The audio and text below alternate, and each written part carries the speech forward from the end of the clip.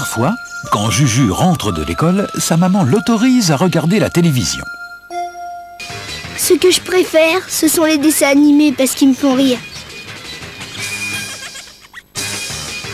À la télévision, il y a des dessins animés, mais il y a aussi des documentaires sur la nature et les animaux. Aujourd'hui, en rentrant de l'école, Juju allume la télé. Il y a une émission qui s'appelle Max le magicien. Max fait plein de tours de magie. Il fait sortir un lapin d'un chapeau haute forme.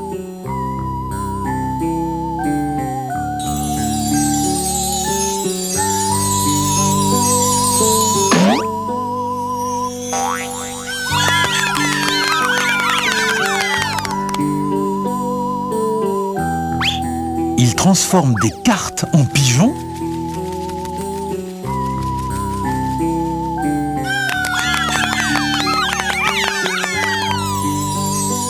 Il réussit même à faire disparaître un éléphant. C'est encore mieux que les dessins animés.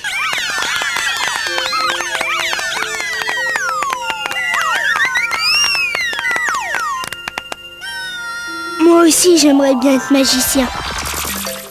Je suis Juju le magicien, le génie de la magie. Juju peut flotter dans les airs. Il transforme les tigres en chatons.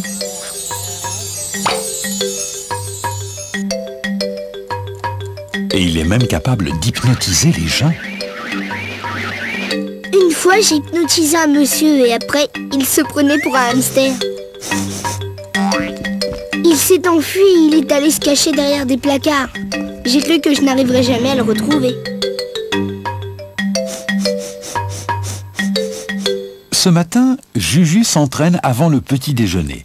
D'abord, il essaie de faire sortir des fleurs de son pyjama. Pas de chance, ce sont des roses avec des épines. Ensuite, il essaie de faire disparaître une tartine, mais elle tombe du mauvais côté. Il se met plein de confiture sur le pyjama. Ça colle. Je vais aller dans ma chambre pour faire encore 1 ou 2 tours avant d'aller à l'école. Si je faisais sortir un lapin de mon chapeau. Mais quand il regarde dans le chapeau, il s'aperçoit que le lapin a disparu. Je me demande où il est passé. Peut-être qu'il est dans mon armoire magique. Il ouvre la porte et entre dans l'armoire. La porte se referme derrière lui. Il y a un éclair.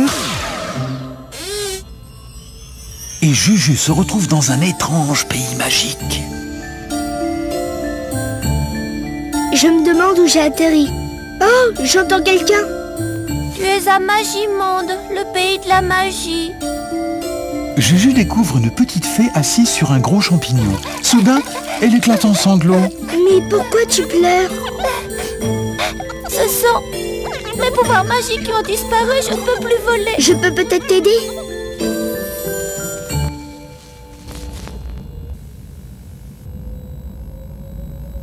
Je suis Juju le magicien, le génie de la magie. Juju étend les bras et murmure une formule magique.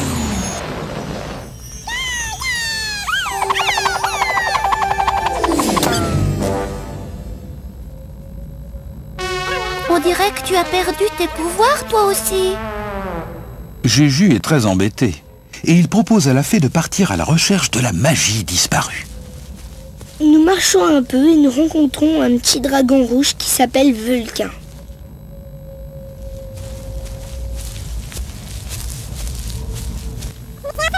Vulcain est très malheureux parce qu'il n'arrive plus à cracher de feu. Juju prononce une autre formule magique et Vulcain devient tout vert. Zut! Heureusement qu'il aime sa nouvelle couleur. Tout ça est inutile. Magimonde a perdu sa magie. Alors venez avec moi, il faut la retrouver. Ils se remettent en route. Peu de temps après, ils croisent un petit gnome assis sur un tapis volant qui ne vole pas. Et il a l'air de très mauvaise humeur. Il s'appelle Gontran et il leur raconte que c'est un vieil homme avec une barbe qui a volé les pouvoirs de son tapis. De quel côté est-il parti? Il est allé vers cet arbre tout rabougri. Le gnome désigne un vieil arbre sinistre en haut d'une colline. Dans ce cas, c'est là-bas que nous devons aller. Juju, la fée, le dragon et le gnome repartent tous ensemble. Mais quand ils arrivent en haut de la colline, il n'y a pas de trace du vieil homme. J'ai beau regarder partout, je ne le vois nulle part. À cet instant, il y a un éclair et un vieux sorcier barbu apparaît. Il tient une grande baguette magique qui se termine par une boule de cristal. C'est lui le voleur de magie. Gagné. Je l'ai emprisonné dans ma baguette magique. Il a enfermé tous nos pouvoirs dans sa boule de cristal. Je suis très en colère et je lui demande pourquoi il a fait ça. Si tous les magiciens perdent leur pouvoir, je serai le sorcier le plus puissant de l'univers. Juju doit l'arrêter, mais comment faire? Soudain, il a une idée géniale. Tu es peut-être le sorcier le plus puissant de l'univers, mais je suis Juju le magicien, le génie de la magie. Plus maintenant. J'ai pris tous tes pouvoirs magiques. Sa boule de cristal se met à scintiller. Tu crois? Eh bien moi, je parie que je peux te faire voler. C'est impossible. Juju étend les bras et murmure une formule magique. Mais il ne se passe rien. Tu es trop lourd. Il faut enlever ton chapeau. Tu perds ton temps, petit. Juju prononce sa formule, mais le sorcier ne bouge pas d'un millimètre. Tu es encore trop lourd. Est-ce que tu pourrais enlever ta cape? Le sorcier enlève sa cape. Encore loupé. Il a raison. Tu es encore trop lourd. Ça suffit, je n'enlève plus rien. On gèle ici. Je crois que c'est ta baguette qui est trop lourde. Et avant d'avoir réalisé ce qu'il faisait, le sorcier tend sa baguette magique à Juju. Fais-moi voler maintenant, j'attends. Je vais faire encore mieux que ça. Et d'un coup de baguette magique, il le transforme en joli lapin blanc. Il l'a bien eu, le sorcier. Puis Juju brise la boule de cristal et libère tous les pouvoirs magiques que le méchant sorcier avait volés.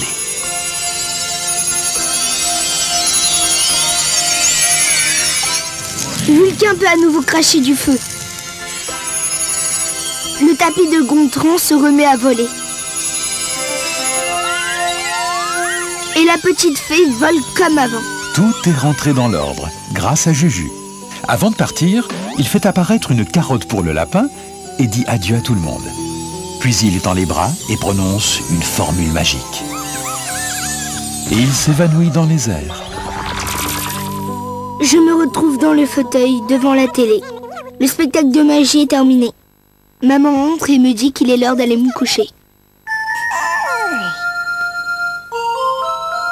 Quand je suis bien au chaud dans mon lit, je demande à maman si la magie existe. Sa maman répond que oui. D'ailleurs, pour lui prouver que c'est vrai, elle va disparaître sous ses yeux. Et elle éteint la lumière. Et comme par magie, Juju s'envole au pays des rêves.